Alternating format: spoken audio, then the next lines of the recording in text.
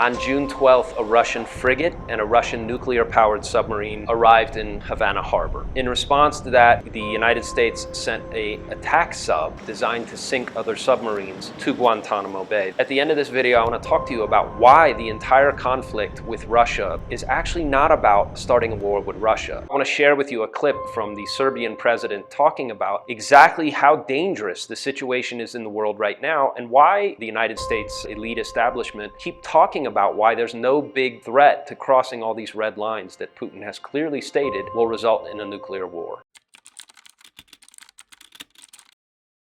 I believe that we are getting close to the last days of possible rethinking and reconsidering of everything that is happening in Ukraine. If those big powers don't do anything in a short period of time, yes, I'm pretty much certain that we'll face a real disaster. Everybody is speaking only about war. Nobody wants to reach the peace. Nobody speaks about peace. Peace is almost a forbidden word. And please notice this. Because they say we need to win in order to secure future peace, but nobody's speaking about a peace, and then okay, you negotiate it. But you have the other side, you have to have the other side on the table as well. I understand that West thinks that they can win easily against Putin. They want to exhaust him in Ukraine, and then they will enter the space, and then Russia in today's territory and shaped like it is today won't exist anymore, and Putin will be overthrown and everything else. Yeah, maybe that's possible, but do you think that is possible? Is it possible to use Ukraine to weaken Russia? Well, it weakened Russia anyway, but is it enough to destroy Russia and to overthrow Putin? I don't believe so. In today's Europe, they all act like big heroes, but they did not say to their people that they will pay a very big price. Analyze the situation of NATO and the United States.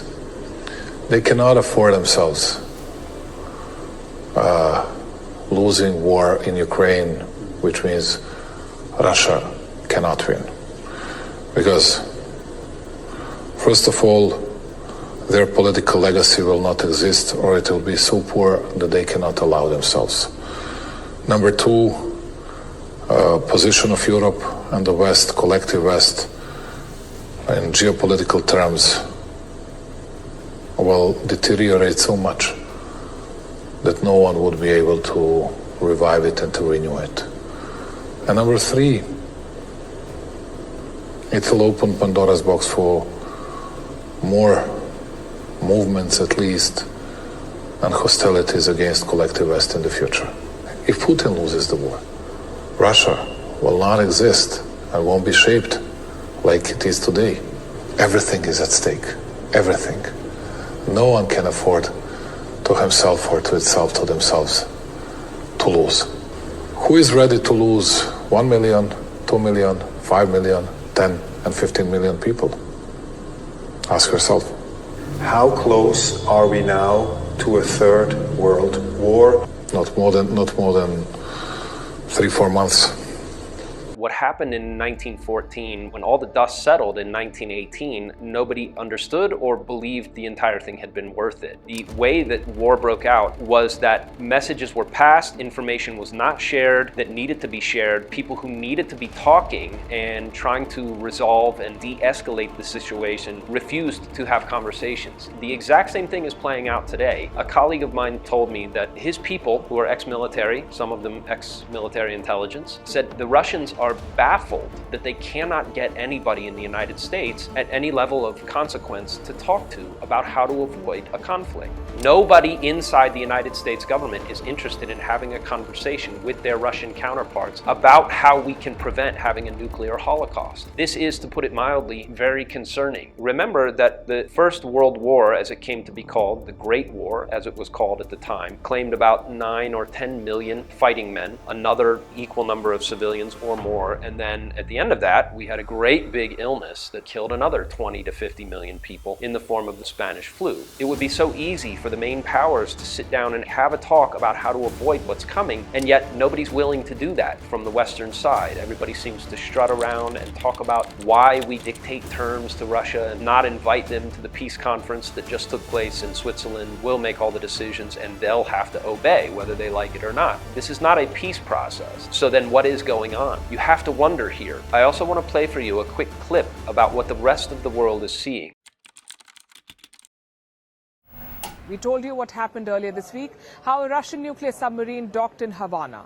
Now the US has sent its own sub to Cuba, a nuclear-powered fast attack submarine called the USS Helena, and it's built to take down other subs.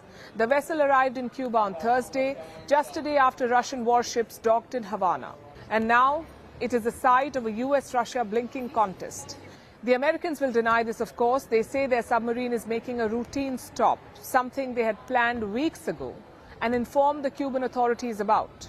From the outside, it looks like the US is challenging Russia, saying, whatever you can do, we can do it too. It's a strong statement. It keeps American pride intact, but it also puts the rest of the world in danger. Russia was clear when it sent its warships to Cuba. As soon as it comes to military exercises, naval voyages, some kind of joint exchanges, delegations, or observations of various maneuvers, we immediately hear from the Western public questions and desires to clarify, what are these messages about? And when, speaking your language, we send messages through political diplomatic channels, when the president of the Russian Federation gives hours-long interviews, communicates with representatives of all countries, both friendly and unfriendly, answers questions from journalists, including from Western countries, somehow these messages, these statements, these hours-long detailed comments are not perceived as signals. Moscow says it's the only way to get the West to listen, that without shows of strength, the West will not engage, and that logic is also problematic. All of this is bad enough on its own, but yesterday, there was a further escalation, this time by an unlikely source, Canada. Canada decided to send a Navy patrol to Cuba, to the capital Havana, where the Russian warships docked on Wednesday. Canada is also saying that this is a routine visit, which has nothing to do with the Russian vessels being there, but all of this sounds too provocative to be routine. It's a sign that the world is approaching the brink.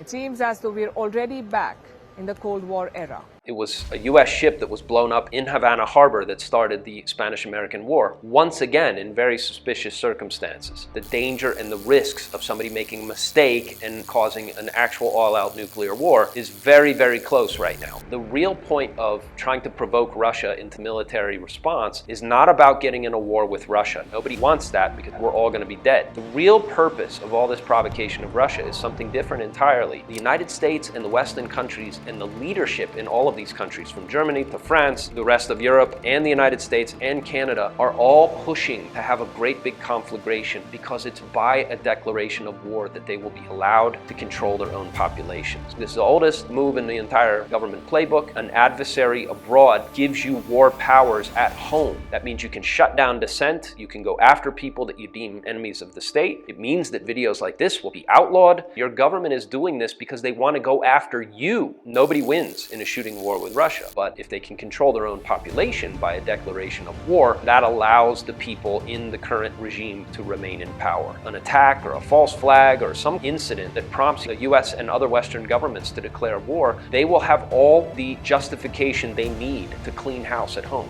This is the most dangerous thing that has ever happened to us living in the West in our lifetime, by far. And if you'd like to get started creating your own Plan B, I put a free download below this video called the Bulletproof Plan B that talks to you about the 4 major things that you need to consider as you're creating your own Plan B for surviving the 2020s and coming out on the other side. That's enough out of me. I'll be back with more great stuff.